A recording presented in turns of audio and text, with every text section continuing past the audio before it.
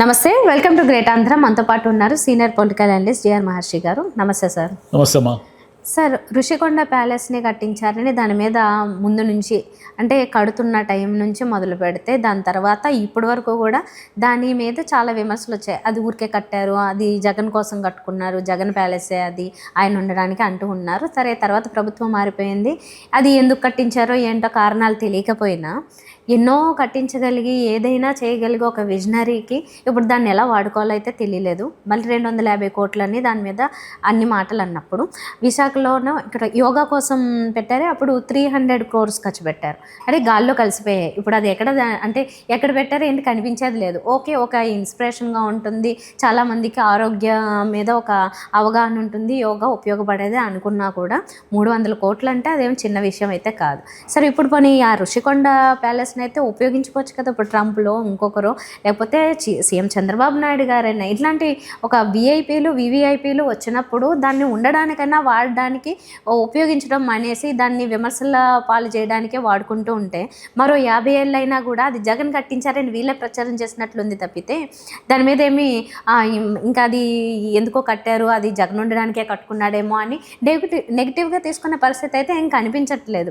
ఎందుకని దాన్ని అట్లనే వదిలేసి చంద్రబాబు నాయుడు గారు ఆ విమర్శలు చేస్తున్నారు? ఋషికొండ మీద చాలా కాలంగా ఒక వివాదం నడుస్తూ ఉంది.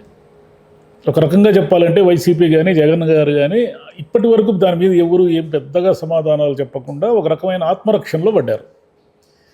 ఋషికొండ ప్యాలెస్ కట్టారు, జగన్ గారు హయాంలో కట్టారు. అక్కడ ఉన్న ఆల్రెడీ ఉన్న హరిత రిసార్ట్స్ను కూలగొట్టి వీళ్ళ ప్రతిపక్షాల మాటల్లో చెప్పాలంటే దానికి ఏదో బొడిగుండు కొట్టి పర్యావరణాన్ని లెక్క చేయకుండా ఒక పెద్ద బిల్డింగ్ కట్టారు. ఒక భవనాలు అంటే బంగ్లా భవంతులు అలా కట్టారు. సరే, అది ఏది కట్టారు ఏమిటి అనేది అప్పుడు వాళ్ళు చెప్పలేదు. అందరూ ఏమనుకున్నారు, జగన్ గారు రేపు నెక్స్ట్ టర్మ్ వస్తే వైజాగ్ని రాజధానిగా చేసుకుని వైజాగ్లో ఉండడం కోసం, అంటే పరిపాలన అంతా కూడా వైజాగ్ నుంచి కొనసాగుతుంది కాబట్టి అలా ఏమైనా ఉండడానికి అనుకున్నారు. కానీ దాని మీద ఎప్పుడు ఎవరు ఏమీ చెప్పలేదు. వీళ్ళు అధికారంలో అప్పుడు విమర్శలు చేశారు, ఋషికొండకు బోడిగుండు కొట్టారని. అధికారంలోకి వచ్చిన తర్వాత కూడా అప్పుడప్పుడు పవన్ కళ్యాణ్ గారు ఒకసారి చూశారు, అబ్బో ఏం బిల్డింగ్ ఇది అది ఇది అన్నారు. మళ్ళీ ఇప్పుడు దీని మెయింటెనెన్సే కోట్లలో అయిపోతుంది, ఏం చేయాలో తెలియదు దీనికి అనేది అంటున్నారు. 18 నెలల తర్వాత కూడా దాన్ని ఏం చేయాలి ఏమిటి అనే దాని మీద చంద్రబాబు నాయుడు గారికి కూడా క్లారిటీ లేదు. ఏమీ చేయకుండా అలా వదిలేశారు. ఎందుకంటే అలా ఉండడం వల్ల జగన్ చూశారా దుర్వినియోగం చేశాడు, 100 కోట్లు 500 కోట్లు దీని మీద తగలబెట్టేశాడు ప్రజాధనాన్ని అని చెప్పడానికి, జగన్ పాలనకు ఉదాహరణ చేయడానికి అలా పెట్టుకున్నారు దాన్ని. సరే, మొట్టమొదటిసారిగా జగన్ గారు ఋషికొండ గురించి నిన్న మాట్లాడినారు. ఆయన ఏం మాట్లాడినారంటే, అయ్యా వైజాగ్లో ఎవరైనా వస్తే, పెద్దవాళ్ళు వస్తే ఉండడానికి మోదీ గారు ఇంకోరు వస్తే, లేదా పుతిన్ గారు ఇలా ఎవరైనా వస్తే అసలు ఉండడానికి ఏముందాడ వైజాగ్లో, ఇలాంటి ఒక అసెట్ నేను ఇచ్చిపోయాను, దానికి ఎంత అయింది అంత 250-270 కోట్లు అయింది. ఈయన చూస్తే యోగాంధ్ర అని ఒకే రోజు 300 కోట్లు ఖర్చు పెట్టాడు. నేను ప్రజాధనాన్ని వేస్ట్ చేస్తున్నానా, ఆయన ప్రజాధనాన్ని వేస్ట్ చేస్తున్నాడో చెప్పండి అని ఒక కౌంటర్ వేసి వెళ్ళాడు. అంటే దానికి ఏమిటంటే మొదటిసారిగా ఋషికొండ అంటే ఇది అని ఆయన చెప్పాడు. నేను ఒక అసెట్ ఇచ్చానయా, మీరంతా వేస్ట్ చేస్తున్నారు కదా, ఆ కార్యక్రమం ఈ కార్యక్రమం అని. నేను 5,000, ఈయన ఏమంటాడు చంద్రబాబు నాయుడు గారు, ఋషికొండకు 500 కోట్లు ఖర్చు పెట్టే బదులు 5,000 కోట్లు పెట్టి మెడికల్ కాలేజీలు కంప్లీట్ చేయొచ్చు కదా అని ఈయన అంటాడు. మీరు యోగాంధ్రకే 300 పెట్టారు కదా, మీరు మా గురించి చదువు మాడతారని ఆయన అంటాడు.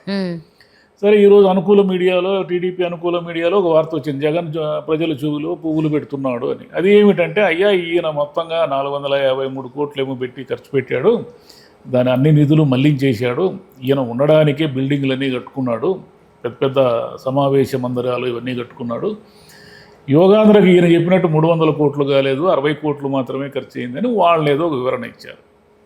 సరే, ఎవరు వివరణలు ఇచ్చారు ఏమి ఇచ్చారు అనే దాన్ని పక్కన పెడితే మీరు బాగా గమనిస్తే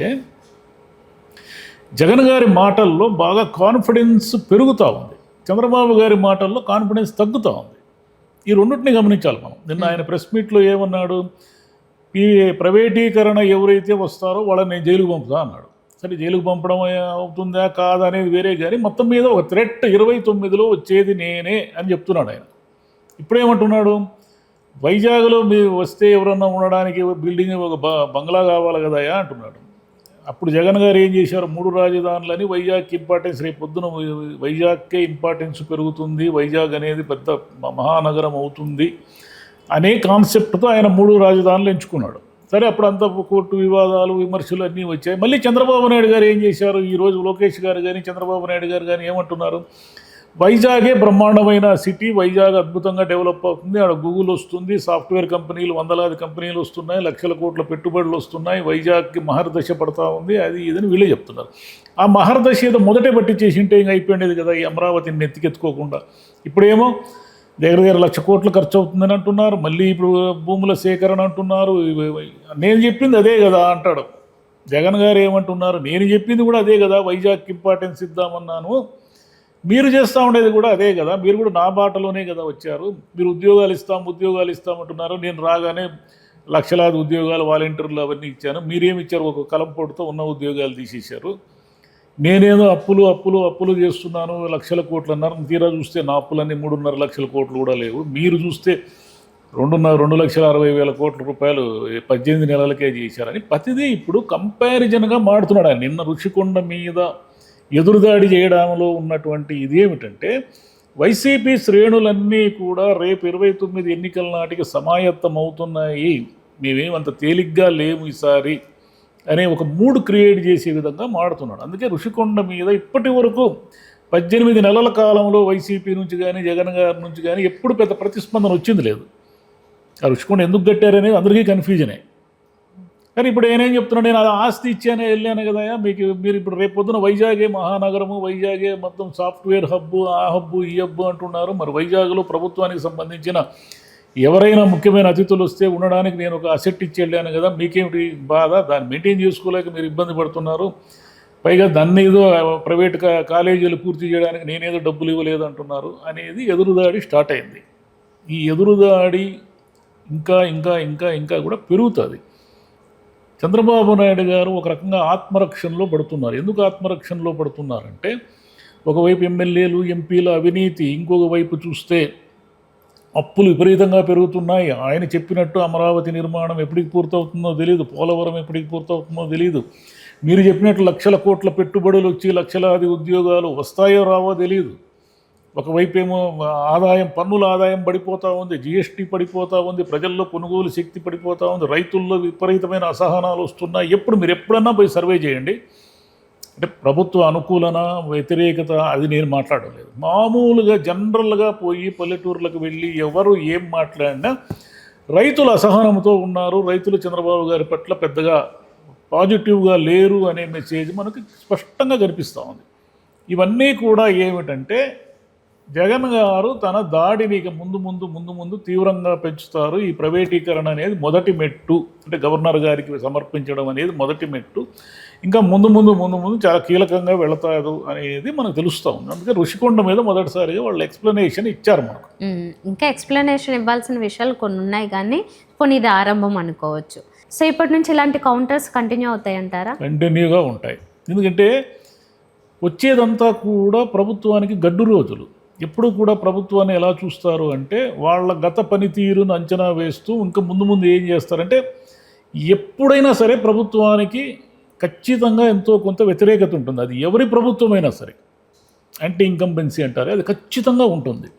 ఈ ఉండడంలో భాగంగా మరిన్ని తప్పులు, మరిన్ని లోటుపాట్లు. ఇప్పుడు ఏమిటి, చంద్రబాబు గారి నెత్తి మీద ఉన్నటువంటి అతిపెద్ద సమస్య నిరుద్యోగ వృత్తి, మహిళలకు 1500, ఆ రెండు ఇవ్వలేనటువంటి ఒక విచిత్రమైన పరిస్థితిలో ఉన్నారు ఆయన ఖచ్చితంగా ఇవ్వగలిగేది పింఛన్లు మాత్రమే. రేపు తల్లికి అమ్మక వందనము, ఇవన్నీ కూడా ఏమిటంటే, అవన్నీ కూడా విపరీతంగా డబ్బు అవసరాలయ్యి రైతులకు ఇవ్వాలి, సిలిండర్లు ఇవ్వాలి, మళ్ళీ ఆర్టీసీకి రీపేమెంట్ చేయాలి. ఊరికి ఆర్టీసీలు ఉచితంగా తిప్పితే చాలదు కదా, ఆర్టీసీ మళ్ళీ బతకాలంటే దానికి రీపేమెంట్ చేయాలి ఎంతో కొంత.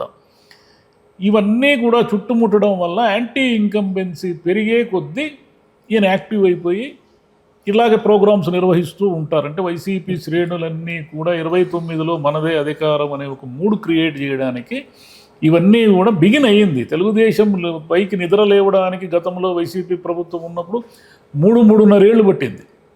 వాళ్ళు అంటే 2 ఏళ్ళు కోవిడ్ ఉన్నప్పటికీ వాళ్ళు యాక్టివ్ కావడానికి 3.5 ఏళ్ళు, చివరి ఇంకా ఎలక్షన్ ఇయర్స్ స్టార్ట్ అయినప్పుడు యాక్టివ్ అయ్యారు. వీళ్ళు ఏమిటంటే ఇంకా ఎలక్షన్ 3.5 ఏళ్ళు ఉండగానే యాక్టివ్ అయ్యారు. అది తేడా. Thank you sir. నమస్తే అమ్మా.